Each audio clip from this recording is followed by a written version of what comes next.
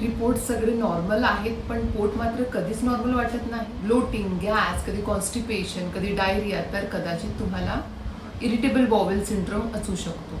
खूप पेशंट्स क्लिनिकमध्ये येऊन सांगतात, डॉक्टर काहीही खाल्लं की पोट फुगतं. कधी 2-3 दिवस मोशन्स होत नाहीत, कधी अचानक लूज मोशन्स होतात. आणि सगळ्यात कन्फ्युजिंग गोष्ट म्हणजे टेस्ट सगळ्या नॉर्मल येतात. कारण IBS हा इंटेस्टाईनचा स्ट्रक्चरल प्रॉब्लेम नसतो, तो एक फंक्शनल डिसऑर्डर असतो. म्हणजे इंटेस्टिन दिसायला नॉर्मल असतो, पण तो खूप सेन्सिटिव्ह होतो. आणि इथे एक इम्पॉर्टंट रोल असतो गट ब्रेन ॲक्सिसचा. आपला ब्रेन आणि गट डिरेक्टली कनेक्टेड असतात.